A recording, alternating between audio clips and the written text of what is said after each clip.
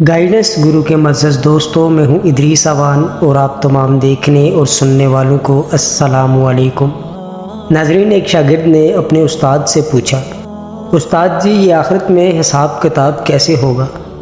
استاد نے ذرا سا توقف کیا، پھر اپنی جگہ سے اٹھے اور سارے شاگردوں میں کچھ پیسے بانٹے۔ انہوں نے پہلے لڑکے کو 100 درم دیے، دوسرے کو 75، تیسرے کو 60، چوتھے کو 50، پانچویں کو 25، چھٹے کو 10 اور ساتویں کو 5 درم دیے، اور جس لڑکے نے سوال پوچھا تھا اسے فقط 1 درم دیا۔ لڑکا بلا شبہ استاد کی اس حرکت پر دل گرفتہ اور ملول تھا۔ اسے اپنی توہین محسوس ہو رہی تھی کہ استاد نے آخر اسے سب سے کم تر اور کم مستحق کیوں کر جانا۔ استاد نے مسکراتے ہوئے سب کو دیکھتے ہوئے کہا، سب لڑکوں کو چھٹی، تم سب لوگ جا کر ان پیسوں کو پورا خرچ کرو۔ اب ہماری ملاقات ہفتے والے دن بستی کے نان بائی کے تنور پر ہوگی۔ چنانچہ ہفتے والے دن سارے طالب علم نان بائی کے تنور پر پہنچ گئے، جہاں استاد پہلے سے ہی موجود سب کا انتظار کر رہا تھا۔ سب لڑکوں کے آ جانے کے بعد استاد نے انہیں بتایا کہ تم میں ہر ایک اس تنور پر چڑھ کر مجھے اپنے اپنے پیسوں کو کہاں خرچ کیا ہے کا حساب دے گا۔ پہلے والے لڑکے جسے 100 درم ملے تھے کو دیکھتے تنور کی منڈیر پر چڑھا کر استاد نے پوچھا، بتاؤ میرے دیے ہوئے 100 درم کیسے خرچ کیے تھے؟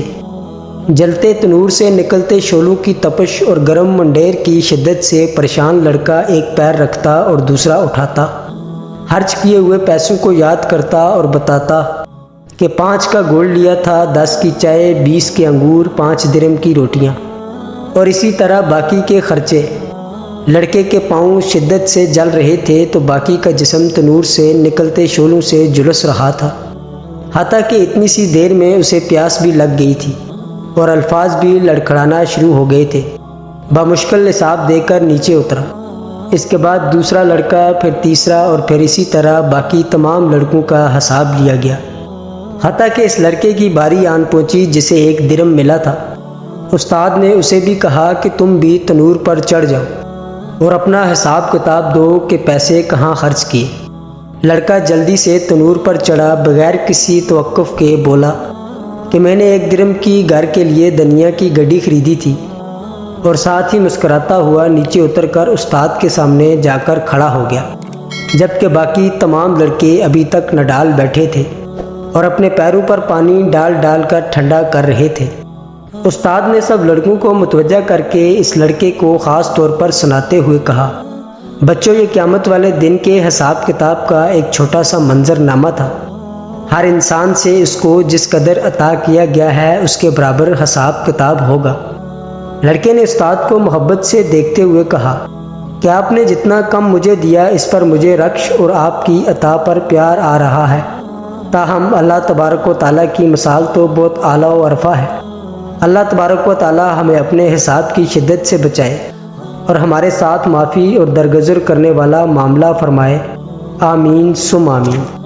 دوستو، چلتے چلتے ہمیشہ کی طرح وہی ایک آخری بات عرض کرتا چلوں گا کہ اگر کبھی کوئی ویڈیو، کال، واقعہ، کہانی یا تحریر وغیرہ آپ کو اچھی لگا کرے تو برائے مہربانی مطالعے کے بعد مزید تھوڑی سی زحمت فرما کر اپنے دوستوں سے بھی شیئر کر لیجیا کریں۔